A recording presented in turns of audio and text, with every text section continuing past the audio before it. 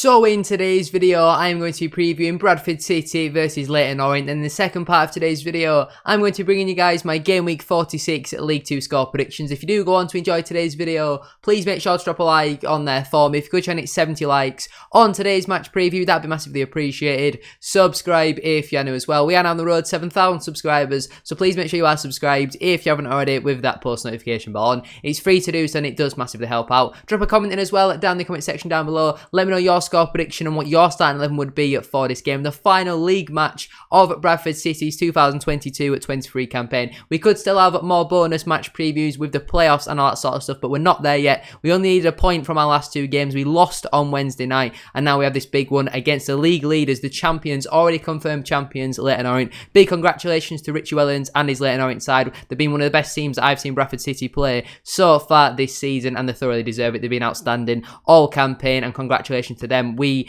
haven't done what some teams like Leyton Orient have done this season. We have obviously massively underachieved. If we do get promoted though through the playoffs, it will still be a good season, but it won't be as good as obviously what Leyton Orient have achieved this season. But make sure to drop a like on there for me, subscribe if you're new as well, and let's get into it. Starting out then with the current Sky Bet League 2 table, my team Bradford City, we currently sit 7th in the table. After 45 matches, we've got 20 wins, 15 draws, 10 defeats, 60 goals scored, 42 goals conceded, which leaves us on a positive 18 goal difference and 75 points. Our last couple of matches then been a loss, a win, a draw, a loss and a win, so very inconsistent over our last 5 games. Then last couple of matches though being a 3-2 defeat away to Crewe at Alexandra, a 2-1 win away at Northampton Town, a 2-2 draw at home to Gillingham, a 1-0 defeat away at Swindon Town, and a 3-0 win away at Rochdale. If we compare that then to Leyton Orient, they obviously currently sit first in the Sky Bet League 2 table. After 45 matches, they've got 26 wins at 12 draws, only 7 defeats, which I think is absolutely outstanding. 60 goals scored, only 33 goals conceded. That leaves them on a positive 27 goal difference and 90 points. Their last couple of matches been a loss, a win, a loss and a win.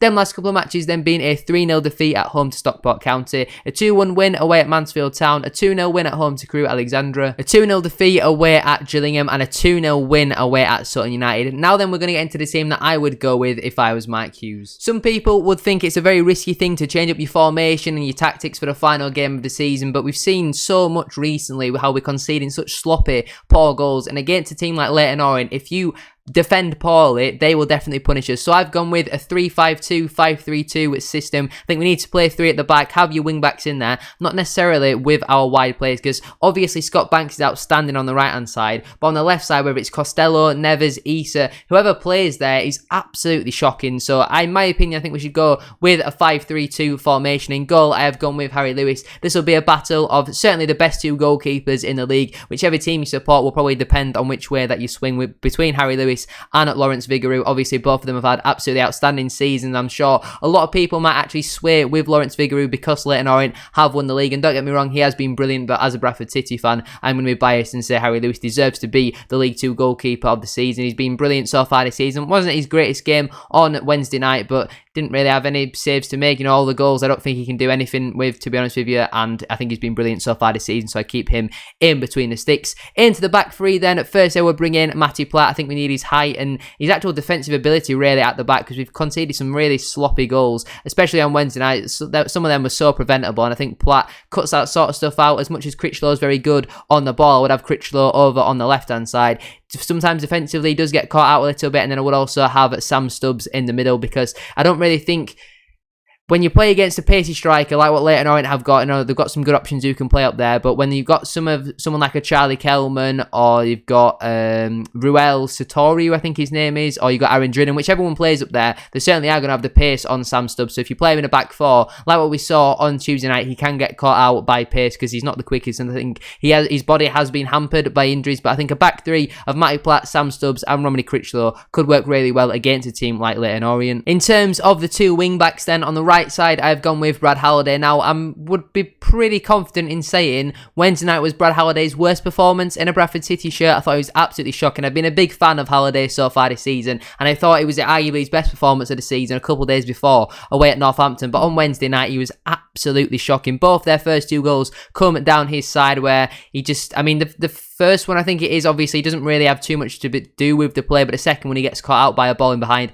can't stop the cross into the box, and then Dan Adjei has a tap in. But Halliday earlier, has been brilliant for the majority of this season. Hopefully he doesn't continue his form though from Wednesday night into this one. And at left wing back, I have gone with Alex Gilead. I think with the options that you've got there, Liam Rydell, not good going forward. Talaji Bowler, not good at football altogether. And Alex Gilead, for me personally, I think when he has played there, because we've played a 3 at the back a decent amount of times recently, whenever we've been winning games, we need to see them out. I remember Gillingham away, Stevenage away. I think Gilead has done a really good job at left wing back, so I'd like to see him get another opportunity over on that side. Into the 3 central midfielders then, firstly I would bring in Adam Clayton. I think we are missing his experience a little bit in the side over the last couple of matches. His calm head in there and his quality on the ball as well. He might not necessarily be the quickest of players, but his actual distribution of the ball, I think, is absolutely fantastic, so I'd like to see him in the midfield. Firstly, alongside Richie Smallwood. I think overall he actually had a good game on Wednesday night. He was one of the better players in the first half. Second half pretty decent as well. Obviously gets an assist and gets a pre-assist as well for the second goal. Unfortunately, he did do a really bad mistake though in the 99th minute or whatever it was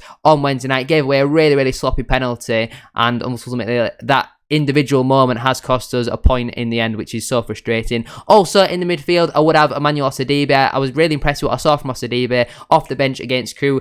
Clearly a lot of Bradford fans don't agree with that on social media. I've seen him get a bit of stick and criticism on social media, but from what I saw of Osidibe, I thought he had a pretty decent game. I've been calling for him to start over the last couple of weeks. It's really weird to me how Issa came back in after not playing for months, but then Osidibe still can't get into the side when he's been available for 2.5 months now. It seems really stupid to me, but I like to see a midfield 3 of Adam Clayton, Richie Smallwood and Emmanuel Osidibe. Into the 2 strikers then, we only have 2 strikers available at this moment in time. So firstly, obviously, Andy Cook, 31 goals now in all competitions, 28 in the league, 8 assists as well. The man has been absolutely outstanding this season, and to say he didn't, again, have his greatest game on Wednesday night, he got a goal and an assist. Like what I said after the Northampton game, didn't have a great game, but if he wants to play not outstanding and get a goal and assist for the rest of the season, I'll have no complaints with that whatsoever. I think the fact, I'm still going to go on about it, the fact that man did not win League 2 Player of the Year is absolutely ludicrous, and partnering him, I would go with Matt Derbyshire. I think we are missing his experience, his runs centrally and in the channels as well, which frees up a bit of space for Andy Cook. I think having Cook with another strike partner up there could maybe lead him to scoring even more goals. On the bench then for me, that I'd leave Colin Doyle, Kieran Kelly, Liam Rydell, Ryan East, Dion Pereira, Jamie Walker and Scott Banks, which would mean the players who miss out would be Heath Richardson, Luke Hendry, Oscar Threlkeld, Timmy Odesina, Talaji Bowler,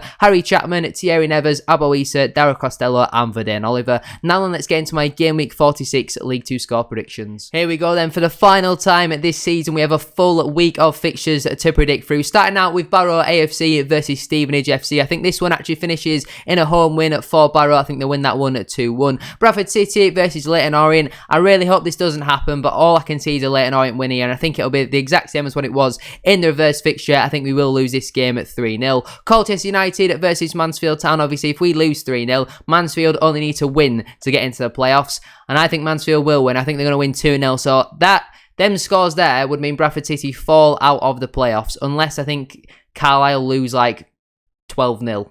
Or something crazy like that, which is obviously not going to happen. I think Salford also might even potentially lose 12-0 because they've got much better goal difference than what we do. So I think that's really unlikely. Grimsby Town versus AFC Wimbledon, I think finishes in a 2-1 home win for the Mariners. Harrogate Town versus Rochdale AFC, I think finishes in a 1-1 draw. Newport County versus Crewe Alexandra, I think finishes in a 2-2 draw. Salford City versus Gillingham FC finishes in a 3-1 home win for Salford, in my opinion. Stockport County versus Hartlepool United, I think finishes in a 2-1 home win for Stockport. Sutton United versus Carlisle United, I think finishes in a 2-0 away win for Carlisle. Swindon Town versus Crawley Town, obviously the battle of Scott Lindsay there. I think Swindon will get one over Scott Lindsay though with a 2-1 home win. Tranmere Rovers versus Northampton Town, I think finishes in a 0-0 draw. Obviously a couple of days ago now, Tranmere did announce a new appointment as their manager. I've never really heard of him before, and their fans don't seem overly impressed with it whatsoever. I think a lot of them think they'll be close to relegation at this time next season, but I think they will scrape out a 0-0 draw. Obviously with Northampton drawing and Stockport winning, I think that does still confirm Northampton's promotion into Sky Bet League 1. I think they still only need a point. But in my opinion, Walsall FC versus Doncaster Rovers, I think actually finishes in a really high scoring game. I know Walsall have been pretty decent defensively under Michael Flynn. Since his departure though, I'm not really too sure how they have been getting on. I think this one finishes in a 3-3 draw. But that is where I'm going to leave it for today's video. If you have enjoyed it, please make sure to drop a like on there for me. If you could join it 70 likes, as I said at the start of today's video, that'd be massively appreciated. Subscribe if you're new as well. We are down the road towards 7,000 subscribers, so please make sure you are subscribed if you haven't already, with that post notification bell on. It's free to do so and it does massively help out. Drop a comment in as well down in the comment section down below. Let me know your score prediction for this game and what your starting 11 would be as well. Do you agree with my changing formation? Let me know all that stuff down below. Don't forget as well, check out yesterday's video. I created my League 2 overrated 11, so if you've not already checked that video out, make sure to go do so. Thank you all for watching. Have a good rest of your day, and I'll see you all very soon for another video. Peace.